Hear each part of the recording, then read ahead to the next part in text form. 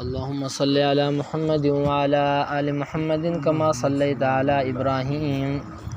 وعلى آل إبراهيم إنك حميد مجيد. اللهم بارك على محمد وعلى آل محمد كما باركت على إبراهيم وعلى آل إبراهيم إنك حميد مجيد.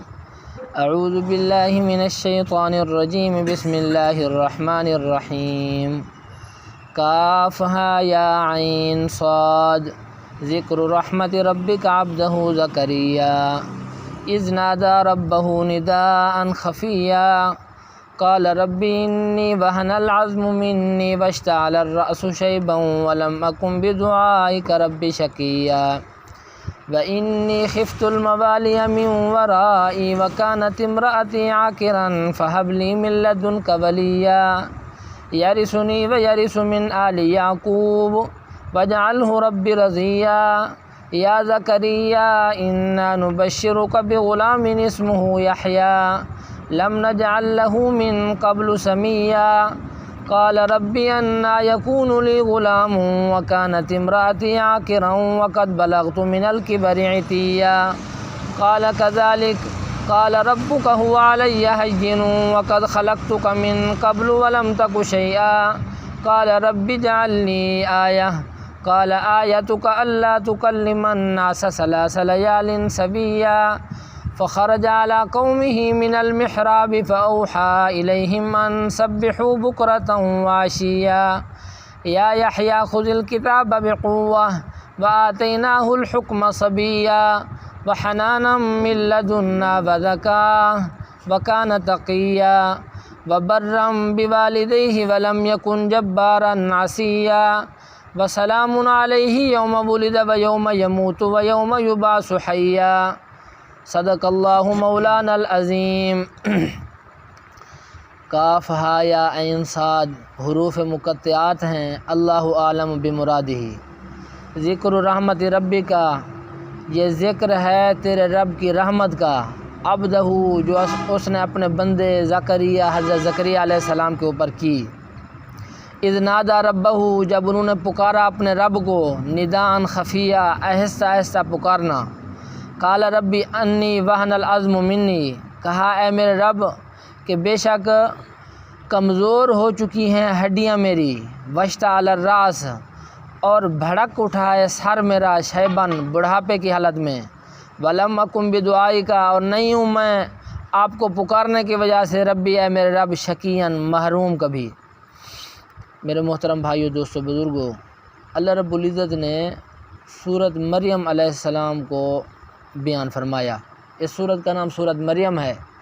اللہ رب العزت نے اس کے اندر حضرت مریم علیہ السلام کا واقعہ تفصیل کے ساتھ بیان فرمایا. حضرت زکریا علیہ السلام اللہ رب العزت کے پیغمبر ہیں. ان کی بیوی کا نام تھا عشاء بنت فاقود، اور دوسرے حضرت عمران ابن ماسان جو حضرت مریم علیہ السلام کے والد ہیں. یہ مسجد اقصیٰ جو ابھی فلسطین کے اندر ہے، اسرائیل کا جس کے اوپر قبضہ ہے، کبھی چاہتے ہیں تو نماز پڑھنے دیتے ہیں، کبھی چاہتے ہیں تو نہیں پڑھنے دیتے. ابھی جو اسرائیل کی یعنی کہ فلسطین کی اسرائیل کے ساتھ جو لڑائی چل رہی ہے، مسجد اقصیٰ اس کے امام تھے حضرت عمران ابن ماسان. یہ بوڑھے ہو گئے اور ان کا ایک بچہ تھا حضرت ہارون، وہ بھی جوانی کی حالت کے اندر فوت ہو گیا. تو یہ بھی بوڑھے ہو چکے. تو اس وقت ان کی بیوی حضرت حنہ بنت فاقود نے دعا کی کہ یا اللہ جو کچھ یعنی کہ میرے پیٹ کے اندر جو بھی اولاد ہوگی میں اس کو مسجد اقصیٰ کے لیے وقف کر دوں گی. ان کو پریشانی تھی کہ میرا بیٹا بھی فوت ہو گیا ہے اور میرا گھر والا بھی بوڑھا ہو چکا ہے، لہٰذا کوئی نہ کوئی مسجد کی خدمت کرنے والا تو ضرور ہو. اس لیے اللہ سے دعا کی کہ یا اللہ جو کچھ میرے پیٹ کے اندر حمل ہوگا میں تیری ذات کے لیے وقف کر دوں گی. تو اللہ رب العزت نے حمل بھی ٹھہروا دیا اور حضرت عمران ابن ماسان فوت بھی ہو گئے.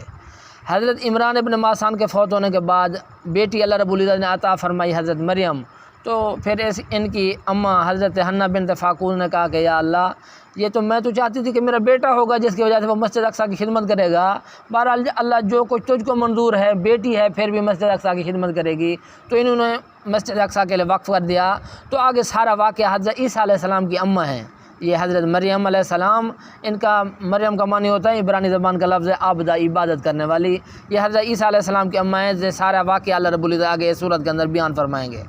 تو بہرحال پہلے اللہ رب العزت نے حضرت زکریا علیہ السلام کا تذکرہ کیا، جو حضرت مریم علیہ السلام کے خالو تھے، ان کا تذکرہ کیا، کیونکہ یعنی کہ ان کے ساتھ رابطہ ہے، کیونکہ زکریا علیہ السلام نے پھر مریم علیہ السلام کی کفالت کی، بچی تھی، باپ فوت ہو گیا، اس کے بعد اماں بھی فوت ہو گئی، تو حضرت زکریا علیہ السلام نے ان کی کفالت کی مسجد اقصیٰ کے اندر، یعنی کہ ان کو یعنی کہ پھر حضرت زکریا علیہ السلام مسجد اقصیٰ کے امام بنے، تو انہوں نے ان کی کفالت کی۔ آگے کفالت کا بھی پورا واقعہ تفصیل کے ساتھ اس صورت کے اندر آئے گا۔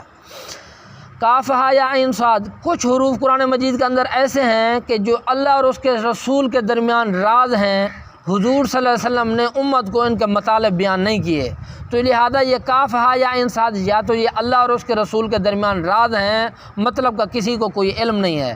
بعض مفسرین کہتے ہیں کہ یہ اللہ کے نام ہیں، کاف ہا یا عین صاد یہ اللہ کے نام ہیں، لہذا یا تو یہ سارا کا سارا کاف ہا یا عین صاد اللہ کا نام ہے، اور اللہ کے 5000 نام ہیں، مشہور نام 92 ہیں، جو یعنی کہ اس قرآن مجید کے شروع ابتدا کے اندر بھی لکھے ہوئے ہیں، اور حدیث مبارکہ کے اندر بھی ہے کہ انسان ان ناموں کو یاد کرے، اور ان ناموں کو جو یاد کرے گا اللہ رب العزت ضرور اس کو جنت کے اندر داخل کریں گے، جہنم اس کے اوپر حرام ہو جائے گی۔ یہ جو نام ہے حضور صلی اللہ علیہ وسلم کے بھی 92 نام ہیں، اور اللہ کے بھی 92 نام ہیں، ان ناموں کو انسان یاد کرے اور ان ناموں کو پڑھ کر دعا کی جائے تو یہ دعا بھی قبول ہوتی ہے، اس لیے یہ نام بہت بڑے برکت والے ہیں۔ انسان جب بھی قرآن مجید کی تلاوت کرے تو شروع کے اندر جو اللہ کے نام ہیں ان کو بھی یعنی کہ تلاوت کرے، اور آخر کے اندر جو حضور صلی اللہ علیہ وسلم کے نام ہیں ان کو بھی تلاوت کرے، اگر ہو سکے تو یاد بھی کر لے، اسی نیت کی وجہ سے کہ اللہ میری بخشش فرما دیں گے۔ تو کاف ہا یا عین صاد یہ بھی ان ناموں میں سے ایک نام ہے، اور بعض کہتے ہیں کہ کاف جو ہے یہ اللہ کا نام جو ہے یہ قادر ہے، یہ اس سے بھی یعنی کہ نکلا ہوا ہے، اور ہا ہادی سے نکلا ہوا ہے، یا یامین سے نکلا ہوا ہے، عین عزیز سے نکلا ہوا ہے، صاد صادق سے نکلا ہوا ہے۔ ذکر رحمت ربی کا، تیرے رب کی رحمت کا تذکرہ ہے، عبدہ زکریا جو اس نے اپنے بندے حضرت زکریا علیہ السلام کے اوپر کی۔ کیا رحمت کی؟ آگے اللہ رب العزت رحمت کا تذکرہ فرما رہے ہیں، جو اللہ نے حضرت زکریا علیہ السلام کے اوپر رحمت کی وہ کیا تھی؟ اذ نادى ربہ نداء خفیہ، جب حضرت زکریا علیہ السلام نے پکارا اپنے رب کو، نداء خفیہ، آہستہ آہستہ پکارنا، اس لیے کہتے ہیں کہ دعا کرنا جو ہے یہ آہستہ دعا اللہ جلدی قبول کرتے ہیں۔ زور سے بھی انسان ذکر کر سکتا ہے، ایسا بھی ذکر کر سکتا ہے، لیکن ایسا جو ذکر کرتا ہے نا دل کے اندر سبحان اللہ الحمدللہ، یہ 70 گنا زیادہ ثواب رکھتا ہے زور سے ذکر کرنے کے ساتھ۔ اس لیے انسان ایسا ذکر کرے۔ ایک غزوہ کے موقع کے اوپر صحابہ کرام جا رہے تھے تو زور زور سے صحابہ کرام نے ذکر اللہ شروع کر دیا، تو حضور صلی اللہ علیہ وسلم نے صحابہ کرام کو روکا کہ تم کسی معاذ اللہ بہر خدا کو تو نہیں پکار رہے، اللہ تو تمہارے دلوں سے بھی واقف ہے، لہذا ایسا دعا کرو۔ اور اللہ رب العزت نے بھی قرآن مجید کے اندر بھی یہی حکم دیا کہ وَاذْكُرْ رَبَّكَ تَضَرُّعًا وَخُفْيًا، اپنے رب کے ساتھ اپنے رب سے دعا کرو عاجزی کرتے ہوئے، اور آہستہ آہستہ دعا کرے، انسان دل کے اندر دعا کرے، یہ دعا زیادہ قبول ہوتی ہے۔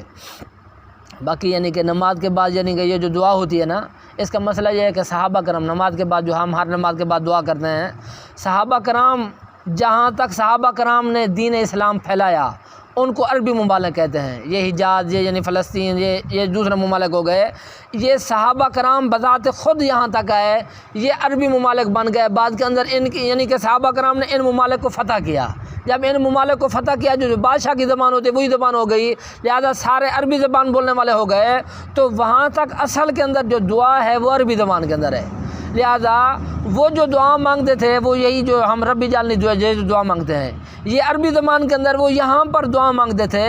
اس لیے ان کو بعد کے اندر دعا مانگنے کی ضرورت نہیں ہوتی تھی۔ آج کل جس طرح عربی زبان والے بیت اللہ کے اندر بھی دعا نماز کے بعد نہیں مانگتے، کیونکہ وہ نماز کے اندر ہی دعا مانگنا شروع کر دیتے ہیں، اور اصل کے اندر دعا ہے بھی یہی ربی جالنی جب ہم پڑھتے ہیں نا، جتنی ہو سکے جتنی دعائیں ہم کرنا چاہتے ہیں اسی نماز کی حالت کے اندر دعا کریں، یہ نماز کی یعنی کہ دعا کی قبولیت کا وقت ہے۔ اور باقی جو اجمی لوگ ہوتے ہیں انہوں نے کیونکہ نماز کے اندر ٹوٹی پھوٹی عربی کے اندر بھی نماز نہیں ہوتی، اگر ٹوٹی پھوٹی عربی کے اندر انسان دعا مانگے یعنی کہ کچھ کہاں سے کچھ کہاں سے تو یہ نماز نہیں ہوگی، تو اس لیے علماء کرام نے نماز کے بعد پھر اجمی لوگوں کے لیے اپنی زبان کے اندر دعا کروانا شروع کر دی، بھی اجمی لوگ اپنی زبان کے اندر دعا کریں، اور یہ اس کے لیے یہ ضروری نہیں ہے کہ انسان جیسے امام ہاتھ اٹھائے تو فوراً ہاتھ اٹھائے، بلکہ یہ قبولیت ہے کہ ایک امام حضرت موسیٰ علیہ السلام نے دعا کی، حضرت ہارون علیہ السلام نے آمین کہی، لہذا یہ قبولیت کے زیادہ قریب ہے کہ ایک یعنی کہ دعا مانگے دوسرا آمین کہے، اللہ قبول زیادہ کرتے ہیں۔ باقی انسان امام سے پہلے بھی دعا کرنا شروع کر دے، اور یہ ضروری بھی نہیں ہے کہ امام ختم کرے تو یہ دعا ختم کی جائے، بلکہ امام کے ختم کرنے کے بعد انسان اپنی دل کی دعا مانگ سکتا ہے۔ یہ نماز کے بعد دعا کی قبولیت کا وقت ہوتا ہے، لہذا انسان دعا مانگ سکتا ہے۔ اذ نادى ربہ نداء خفیہ، جب انہوں نے پکارا اپنے رب کو آہستہ آہستہ پکارنا، قال رب انی وہن العظم منی، اس لیے یہ دعا کوئی فرض واجب نہیں ہے۔ امام اگر کوئی کام ہو امام کو تو امام بھی اٹھ کے چلا جا سکتا ہے، یعنی یہ ذہن کے اندر ہونی چاہیے بات کہ نماز فرض کے بعد یا ویسے نماز کے بعد دعا کوئی فرض واجب نہیں ہے۔ اگر کسی اور کو کوئی کام ہو تو چلا جا سکتا ہے، اسی طرح امام کو بھی کام پڑ جائے تو امام بھی چلا جا سکتا ہے، کوئی یعنی کہ مستقل یعنی کہ اس کے لیے ضروری نہیں ہے کہ نماز کے بعد دعا کی جائے۔ انہوں نے پکارا اپنے رب کو نداء خفیہ، ایسا ایسا پکارنا، قال رب انی وہن العظم منی، دعا کیا تھی کہ یا اللہ میری ہڈیاں بوڑھی ہو چکی ہیں، میری ہڈیاں کمزور ہو چکی ہیں، یعنی میں بہت بوڑھا ہو چکا ہوں۔ 120 سال ان کی عمر تھی حضرت زکریا علیہ السلام کی جب انہوں نے دعا مانگی، تو یہ بھی پیغمبر تھے۔ واشتعل الراس شیبا، یعنی دعا کے اندر انسان جتنی ہو سکے اپنی کمزوری ظاہر کرے، یا اللہ میں کمزور ہوں، یا اللہ میں عاجز ہوں، یا اللہ میں مصیبت کے اندر پھنسا ہوا ہوں، یا اللہ تیرے در کے سوا اور در کیا ہوتا ہے جس کو میں پکاروں۔ کہتے ہیں کہ ایک بزرگ بیت اللہ کے اندر کھڑا ہوا تو دعا کر رہا تھا، تو جیسے ہی وہ دعا کرتا تھا کہ یا اللہ مہربانی فرما مجھے معاف فرما، تو فوراً وہاں سے آواز آتی تھی ایک غیبی کہ چلا جا تو یہاں سے دفع ہو جا، تیری یعنی کہ دعا قبول نہیں ہے، تجھے معافی نہیں ملتی۔ تو وہ رو رہا تھا، اور ایک آدمی نے دیکھا اس کو کہ سال ہو چکا ہے وہ یہاں پر کھڑا ہوا ہے دعا کر رہا ہے، ادھر سے آواز آتی تیری دعا قبول نہیں ہے۔ تو انہوں نے کہا کہ یار ایسے خام خواہ تو کیوں یعنی کہ دعا کر رہا ہے، جب تیری دعا قبول ہی نہیں ہوتی، اللہ کی طرف سے تجھے آواز بھی آ جاتی ہے، تو لہٰذا چلا جا تو۔ تو اس نے یعنی کہ پھر ٹوٹے ہوئے دل کے ساتھ کہا کہ اگر دنیا کے اندر ایک دروازے والا ایک بندہ ایک ذمہ دار کسی کو دھتکار دے تو انسان دوسرے دروازے کی طرف چلا جاتا ہے، اب اللہ کے دروازے کے علاوہ اور کون سا در ہے جس کو میں پکاروں، لہٰذا ایک ہی اللہ کا در ہے، میں اسی کو ہی پکاروں گا۔ جیسے ہی پھر انہوں نے دعا کی، ٹوٹے دل کے ساتھ دعا کی، تو اللہ رب العزت نے ارشاد فرمایا تیری پچھلی باتیں بھی قبول ہیں، تیری آگے والی باتیں بھی قبول ہوں گی۔ تو لہذا انسان جتنی ہو سکے دعا کے اندر، کہتے ہیں نا کہ نماز انسان ڈاکٹر بن کر نہ پڑھے، میں بھی ڈاکٹر بن کر نماز پڑھ رہا ہوں، جس طرح یعنی کہ اپنا کپڑے اوپر کر لیا اور اسی طرح یعنی کہ کاٹن پہن لیا اور دل کے اندر یعنی کہ ایسی ترتیب ہو، ڈاکٹر انجینئر بن کے نماز نہ پڑھے انسان، بلکہ اللہ کا بندہ بن کر نماز پڑھے کہ میں اللہ کے سامنے کھڑا ہوا ہوں۔ اور اسی طرح دعا بھی انسان اللہ کا بندہ بن کر کرے کہ میں اپنے اللہ سے مانگ رہا ہوں۔ تو لہذا اللہ رب العزت نے ارشاد فرمایا کہ پیغمبر تھے، انہوں نے دعا کے اندر اپنی عاجزی ظاہر کی، وہن العظم منی، یا اللہ میری ہڈیاں کمزور ہو چکی ہیں، واشتعل الراس شیبا، اور بھڑک اٹھا ہے سر میرا بڑھاپے کی وجہ سے، بال سارے کے سارے یا اللہ سفید ہو چکے ہیں۔ وَلَمْ أَكُنْ بِدُعَائِكَ رَبِّ شَقِيًّا، اور یا اللہ میں آپ سے دعا کرنے میں کبھی میں محروم نہیں ہوا، یا اللہ میں نے پہلے بھی جتنی دعائیں کی قبول ہوئیں، یا اللہ جو اب میں دعا کر رہا ہوں یہ بھی میں محروم نہ ہوں، یا اللہ میری دعا قبول فرما۔ یعنی 120 سال کی عمر ہے اور دعا ایسی حالت کے اندر کر رہے ہیں کہ 120 سال تک دعا کرتے رہے، پہلے بھی دعا کرتے رہے، لیکن اب دعا ایسی ہے، یعنی الفاظ ایسے ہیں جو یعنی کہ پتہ چل جاتا ہے ہر انسان کو کہ یہ دعا ضروری قبول ہوگی، کہ یعنی کہ ایسی عاجزی والے الفاظ ہیں کہ یا اللہ میں کبھی آپ سے مانگنے میں محروم نہیں ہوا، جو کچھ بھی میں نے مانگا یا اللہ آپ نے عطا کر دیا، یا اللہ یہ بھی مجھے عطا کر دیں۔ اس لیے دعا انسان ایسے طریقے سے مانگے، دل کے اندر یہ نیت ہو کہ میری دعا ضرور قبول ہوگی، میرا اللہ میری دعا کو ضرور قبول کریں گے۔ اور اگر دعا قبول نہ بھی ہو، 1 سال ہو چکا ہے انسان دعا کر رہا ہے، 2 سال ہو چکے ہیں انسان دعا کر رہا ہے، نہ بھی قبول ہو تب بھی انسان یعنی کہ ایسے دعا مانگے کہ یا اللہ یہ میری دعا ضرور قبول ہوگی، محروم ہو کر دعا نہ مانگے۔ اس لیے اور دعا بسا اوقات انسان دعا کرتا ہے نا اللہ سے، یا اللہ مجھے دنیا دے دے، دنیا آخرت کی دعا انسان کو کرنی چاہیے۔ انسان دعا کرتا ہے تو دعا ظاہری طور کے اوپر قبول نہیں ہوتی، تو حدیث کے اندر ہے 3 طریقے سے دعا کا اجر ملتا ہے۔ پہلے تو یہ ہے کہ انسان دعا کرتا ہے یا اللہ مجھے نوکری مل جائے، اب اسے اگرچہ نوکری تو نہیں ملتی لیکن اس کے اوپر کوئی مصیبت پڑی ہوئی ہوتی ہے، مثلا اس کا بیٹے نے مرنا ہوتا ہے، بھائی نے مرنا ہوتا ہے، کوئی بڑی مصیبت اس کے اوپر آئی ہوئی ہوتی ہے، تو اللہ رب العزت وہ مصیبت اٹھا لیتے ہیں دعا کی برکت سے۔ دوسری بات یہ ہے کہ اگر انسان کے لیے یعنی کہ انسان تو چاہتا ہے کہ یہ میرے لیے اس میں خیر ہے، لیکن اللہ ہی جانتے ہیں کہ اس کے اندر خیر نہیں، مثلا پیسہ مل جائے، انسان 5 وقت کا نمازی ہے، پیسے ملنے کی وجہ سے ہو سکتا ہے کہ یہ نماز چھوڑ جائے، ہو سکتا ہے کہ یہ اللہ کا نافرمان بن جائے، اس لیے اللہ رب العزت مال نہیں دیتے، ہو سکتا ہے کہ اس خوشی کے اندر کوئی اس کی نافرمانی کے اندر بڑھ جائے، اس لیے اللہ رب العزت اس کی یعنی کہ جو خوشی مانگ رہا ہوتا ہے وہ خوشی نہیں دیتے، بلکہ کوئی دوسری آسانی پیدا کر دیتے ہیں۔ اور اگر یہ یعنی کہ دعا یہاں پر دنیا کے اندر بھی اس کا پھل نہ ملے تو آخرت کے اندر اللہ رب العزت دعا کا پھل ضرور دیتے ہیں، اس لیے کہ حضور صلی اللہ علیہ وسلم نے ارشاد فرمایا الدعاء مخ العبادہ، دعا ہر عبادت کا مغز ہے۔ انسان جس طرح ہم نماز کے لیے ٹائم نکالتے ہیں اور اس طرح یعنی کہ ذکر کے لیے ٹائم نکالتے ہیں، دعا کے لیے بھی ضرور ٹائم نکالیں، یہ دعا عبادت کا مغز ہے۔ اور حضور صلی اللہ علیہ وسلم نے ارشاد فرمایا کہ اللہ رب العزت ارشاد فرماتے ہیں جو انسان مجھ سے سوال نہ کرے میں اس کے اوپر ناراض ہوتا ہوں، جو انسان اللہ سے نہ مانگے اللہ اس کے اوپر ناراض ہوتے ہیں۔ اس لیے انسان ہر وقت اللہ رب العزت سے دعا کرے، اور اگر دنیا کے اندر دعا قبول نہیں ہوتی تو اللہ رب العزت آخرت کے اندر اس کا بدلہ عطا کریں گے، نیکیوں کے ڈھیر لگے ہوئے ہوں گے۔ انسان جب ان کو دیکھے گا تو پوچھے گا کہ یا اللہ یہ تو میں نے نیکیاں کی نہیں ہیں، اللہ ارشاد فرمائے کہ تو نے دنیا کے اندر دعا کی تھی، تیری دعا قبول نہیں ہوئی، آج میں تمہیں اجر دے رہا ہوں۔ تو انسان اس وقت چاہے گا کہ کاش دنیا کے اندر میری ایک دعا بھی قبول نہ ہوتی، ساری دعاؤں کا اجر اللہ رب العزت یہاں پر یعنی آخرت کے اندر دیتے۔ تو اس لیے انسان کو کبھی مایوس ہو کر دعا نہیں کرنی چاہیے، اپنی کمزوری عاجزی اظہار کرے۔ سب سے پہلے انسان دعا کرنے کا طریقہ یہ ہے کہ الحمدللہ رب العالمین قل هو اللہ احد، یہ اللہ کی تعریف ہے، اللہ کی تعریف کرے، یا اللہ تو سب سے بڑا، یا اللہ تو سب سے بڑا، یا اللہ میرا تو ہی ہے، اللہ اکبر سبحان اللہ۔ یہ یعنی کہ جتنی بڑائی کے الفاظ ہیں نا پہلے یہ بولے، الحمدللہ پڑھے اس کے اندر بڑائی کے الفاظ ہیں، قل هو اللہ احد پڑھے اس کے اندر بڑائی کے الفاظ ہیں، اور پھر اس کے بعد جو ہے درود شریف پڑھے، یعنی کہ حضور صلی اللہ علیہ وسلم کے اوپر درود پڑھے، پھر اس کے بعد جو مرضی ہے اس کی دعا مانگے، اللہ رب العزت دعا کو قبول کر لیتے ہیں۔ اور خاص طور کے اوپر دعا کے اندر اللہم ربنا آتنا فی الدنیا حسنہ وفی الآخرۃ حسنہ وقنا عذاب النار، یہ بہت بڑی دعا ہے۔ اور اسی طرح میں جو ہے ہر نماز کے بعد دعا مانگتا ہوں اللہم انا نسألک من خیر ما سألک منہ عبدک ونبیک محمد صلی اللہ علیہ وسلم، یہ یعنی کہ بہترین دعا ہے، تمام دعاؤں کا مجموعہ ہے کہ یا اللہ جو کچھ بھی حضور صلی اللہ علیہ وسلم نے آپ سے خیریں مانگی ہیں وہ ہمیں عطا فرما دیجیے، اور یا اللہ جن شرور سے آپ صلی اللہ علیہ وسلم نے پناہ مانگی ہے ہم بھی ان تمام شرور سے پناہ مانگتے ہیں، ہمیں پناہ عطا کر دیجیے۔ یہ یعنی کہ مختصر سی جامع دعا ہے، تو اس لیے انسان کو جو بھی دعا مرضی ہے مانگے۔ وَإِنِّي خِفْتُ الْمَوَالِيَ، حضرت زکریا علیہ السلام نے اللہ سے کہا وَإِنِّي خِفْتُ الْمَوَالِيَ، اور بے شک میں خوف کرتا ہوں اپنے وارثوں کا، من ورائی اپنے بعد، وَكَانَتِ امْرَأَتِي عَاقِرًا، اور میری بیوی بھی بانجھ ہو چکی ہے، فَهَبْ لِي مِن لَّدُنكَ وَلِيًّا، بس آپ عطا کریں مجھے اپنی طرف سے وارث عطا کریں۔ حضرت زکریا علیہ السلام نے دعا کے اندر کہا کہ یا اللہ میں اپنے وارثوں کا خوف کرتا ہوں۔ تو یہاں پر حضرت زکریا علیہ السلام دعا اس لیے نہیں مانگ رہے تھے کہ میرے مرنے کے بعد میری جائیداد کے وارث یعنی کہ میرے وارث میری جائیداد کو لے جائیں گے، میری جائیداد ضائع ہو جائے گی، مہربانی کر دیجئے مجھے بیٹا عطا کیجیے تاکہ میری جائیداد کا وارث بنے۔ یہ جو دنیاوی وراثت نہیں تھی بلکہ اس سے مراد علمی وراثت تھی کہ یا اللہ میرے علم کا کوئی وارث بنے۔ میں اپنے رشتہ داروں کو دیکھ رہا ہوں کہ کوئی یعنی کہ علم کے اوپر یعنی کہ نہیں آ رہا، لہذا میرا بیٹا مجھے عطا کیجیے تاکہ میں اس کو عالم بناؤں اور اس کو پڑھاؤں اور یہ مسجد اقصیٰ کی خدمت کرے، پھر یعنی کہ یہاں پر رہے۔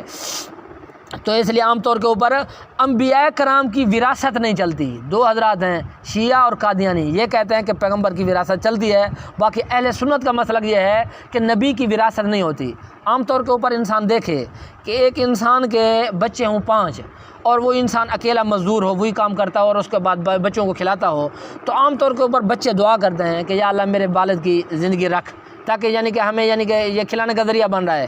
اور جس کی یعنی کہ زمین ہو تقریباً مربع اور 5 مربع اور اولاد بھی تھوڑی ہو، تو عام طور کے اوپر بچوں کا ذہن یہ ہوتا ہے کہ کاش کسی طریقے سے ہمارا والد فوت ہو جائے تاکہ یعنی کہ یہ وراثت ہمیں ملے، تو اسی لیے یہ تھوڑا بہت ذہن پایا جاتا ہے، اکثر میں نہیں تو تھوڑوں میں پایا جاتا ہے۔ تو اس لیے اللہ رب العزت نے ارشاد فرمایا کہ پیغمبروں کی وراثت نہیں ہے، ایک تو اس لیے کہ پیغمبروں کی مال کے ساتھ محبت نہیں ہے، جب وراثت چلے گی تو انسان مال کو اکٹھا کرے گا، اس لیے مال کے ساتھ پیغمبروں کی وراثت بھی نہیں چلتی۔ دوسری بات یہ ہے کہ تاکہ کوئی یہ بھی تمنا نہ کرے کہ یہ کاش یہ فوت ہو جائیں ان کا مال کا میں وارث بنوں۔ تیسری بات یہ ہے کہ پیغمبروں کی جتنی بھی یعنی کہ امت ہوتی ہے ساری اولاد ہوتی ہے، اس لیے انبیاء کی ساری اولاد ہوتی ہے اور انبیاء کا مال جو ہوتا ہے وہ سب کے لیے ہوتا ہے، اس لیے پیغمبروں کی اکیلی اولاد وارث نہیں بنتی بلکہ ساری امت وارث بنتی ہے۔ یہ جو یہاں پر دعا کر رہے ہیں کیونکہ حضرت زکریا علیہ السلام بڑھی تھے، نجار تھے، یعنی درخان تھے، درخان والا کام کرتے تھے. تو آج کل تو مشینری دور ہے، کوئی کما لیتا ہو، وہاں پر پہلے دور کے اندر کیا کوئی کماتا ہوگا بڑی، اس لیے کوئی پیچھے جائیداد نہیں تھی. یہ جو دعا کر رہے تھے نا، یہ اس لیے دعا کر رہے تھے کہ میرا کوئی پیچھے علمی وارث بنے. باقی شیعہ حضرات اس لیے وراثت کے یعنی کہ وہ قائل ہوتے ہیں تاکہ وہ اس کے ذریعے سے حضرت صدیق اکبر رضی اللہ عنہ کو معاذ اللہ یعنی ان کو ظالم کہیں کہ انہوں نے حضرت اماں فاطمہ کو حق نہیں دیا تھا، یا یعنی کہ حضرت عمر رضی اللہ تعالیٰ عنہ کو ظالم کہیں. پہلے بھی میں آپ کے سامنے کئی دفعہ میں عرض کر چکا ہوں کہ یہ جو فدق والا مسئلہ ہے، یہ جو باغ والا مسئلہ ہے، حضرت اماں فاطمہ رضی اللہ تعالیٰ عنہ خود نہیں گئیں، انہوں نے آدمی بھیجا کہ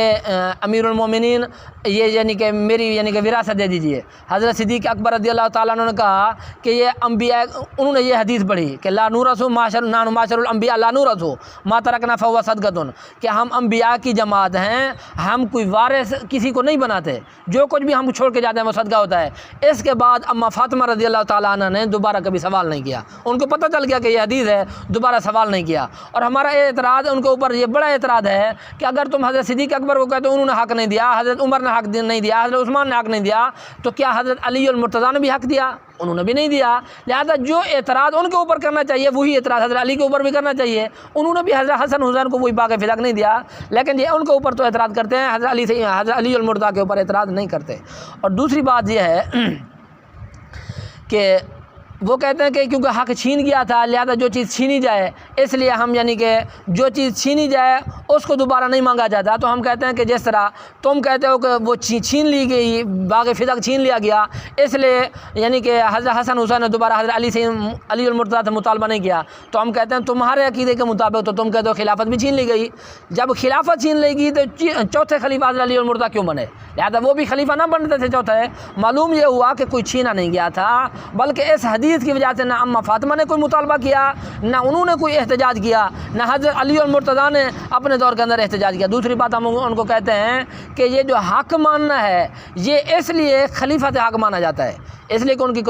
یعنی کہ اصول کافی کے اندر ہے کہ اگر خلیفہ کے علاوہ کسی سے حق اگر خلیفہ حق نہ ہو اور اس سے کوئی انسان اپنے حق کا مطالبہ کرے اور خلیفہ وہ چیز اس کو واپس دلوا بھی دے تب بھی اس کے لیے حرام ہے. ہم کہتے ہیں کہ اگر تم کہتے ہو کہ اماں فاطمہ نے سوال کیا تو اسے معلوم ہوتا ہے کہ حضرت صدیق اکبر کی خلافت برحق ہے تمہارے مسلک کے مطابق بھی، کیونکہ وہ خلیفہ برحق سمجھتی تھی اس لیے انہوں نے سوال کیا. باقی حضور صلی اللہ علیہ وسلم نے حضرت صدیق اکبر نے آ کے بتا دیا کہ یعنی کہ یہ انبیاء کرام کی جو وراثت ہوتی ہے یہ ان کی علمی وراثت تو چلتی ہے، کوئی مالی وراثت نہیں چلتی.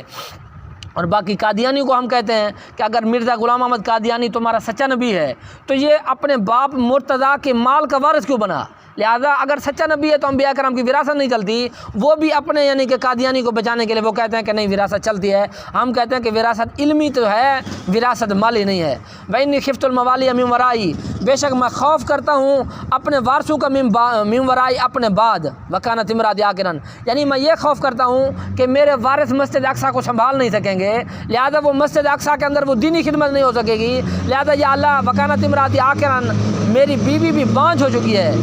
92 سال کی ان کی عمر تھی، عشاء بنت فاقود ان کی عورت کا نام تھا.